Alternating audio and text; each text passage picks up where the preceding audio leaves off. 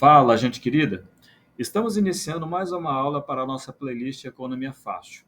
Essa é a segunda de uma sequência de duas aulas que eu estou batendo um papo com você sobre a contabilidade bancária versus a contabilidade do sistema financeiro nacional, com ênfase no conceito de reservas bancárias.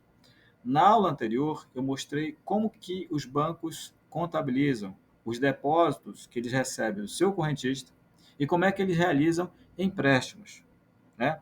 E, propositadamente, eu não coloquei a figura do Banco Central, justamente para mostrar para você o perigo que o sistema bancário corre sem a figura do Banco Central, né? Uma vez que nós não temos o sistema de reserva.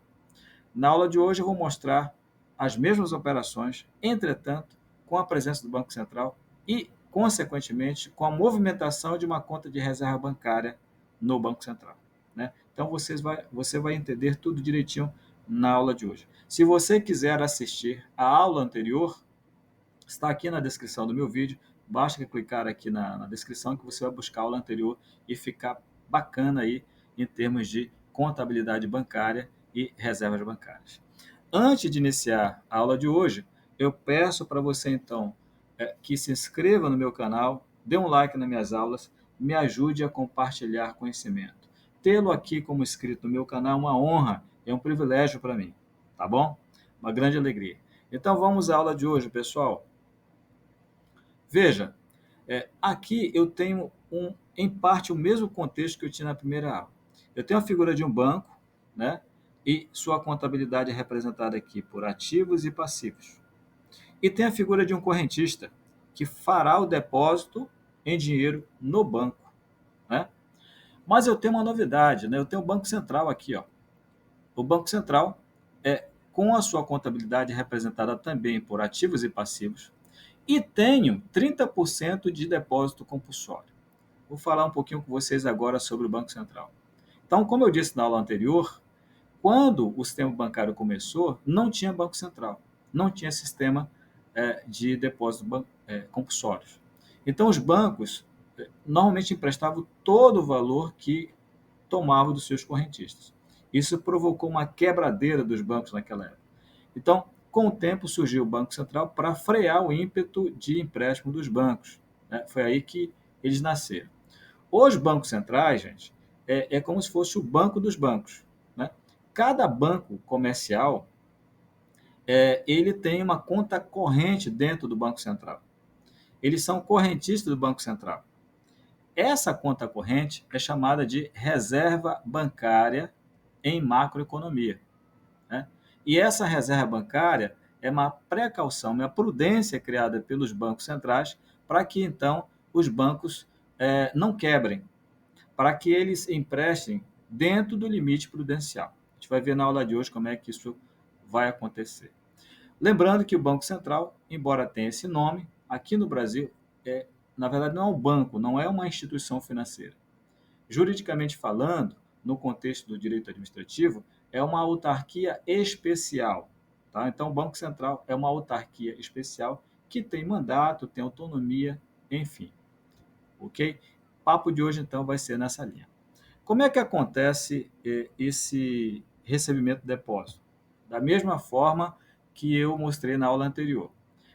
O banco contabiliza em caixa R$ 1 milhão, né, recebidos, reconhece a obrigação a pagar, depósitos à vista, tudo bonitinho. Como existe o compulsório aqui de 30%, lembrando que esse percentual é fixado pelo Banco Central de tempos em tempos, e ele pode fixar esse percentual entre 0% e 100% de todo o valor que os bancos recebem na ponta dos correntistas. Ou seja, dependendo da necessidade de fazer política monetária, contração ou expansão do sistema monetário no Brasil, o Banco Central vai então fazer com que essa taxa flutue. No caso aqui nosso, digamos que seja 30%. O que vai acontecer? O banco então deposita 30% desse valor lá na sua conta de reserva. O banco acredita 300 mil aqui, né? E debita uma conta de direito representada por recolhimentos obrigatórios no valor correspondente também a 300 mil. É uma conta de direito. Veja que aqui o banco passa a ter o direito de saque perante o Banco Central. No Banco Central, ele debita a conta reserva bancária em nome desse banco, né?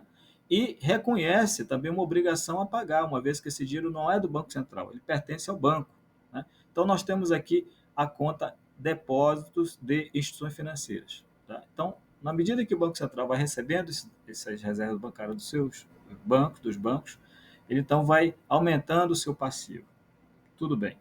O banco vai e empresta 700 mil que ele ainda tem em cédulas e moedas, dessa forma para o correntista 2, ó, da mesma maneira que eu mostrei na aula anterior. 700 mil aqui e 700 mil aqui de empréstimo.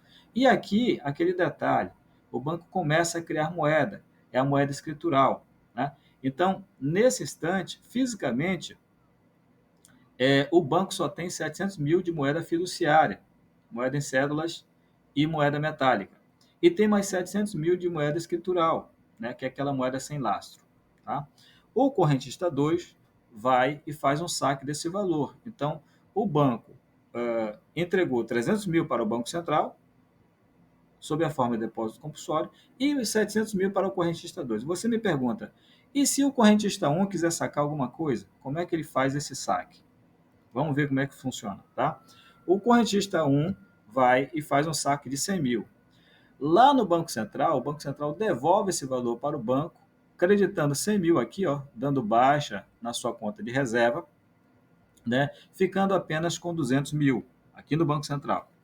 Aqui no banco existem dois lançamentos. Primeiro lançamento, eu vou dar um crédito aqui na conta de recolhimentos obrigatórios no valor de 100 mil, para dar baixa, na verdade, né, um crédito, contra, no caso aqui, a conta caixa do banco de 100 mil, devolvendo o valor dessa conta aqui para essa conta aqui. Ó. Devolve o valor. Então, ele passa a ter, dentro da conta de recolhimentos obrigatórios, apenas 200 mil. Tá? Mas ele passa, então, a dispor fisicamente de 100 mil para entregar ao correntista 1. Tá? Esses 100 mil, então, são sacados aqui por esse correntista 1. A crédito aqui, ó, 100 mil, conta caixa, tá? E debitado aqui no passivo. Então, lá no extrato bancário do correntista 1, ele tem apenas 900 mil para sacar contra o banco. Tá? Então, é assim, gente, que funciona o sistema de reserva bancária. A contabilidade é feita tanto no banco quanto no Banco Central de forma paralela. Espero que você, então, tenha gostado dessa aula. Já fica aqui no meu canal. Te encontro numa próxima oportunidade. Tá bom? Forte abraço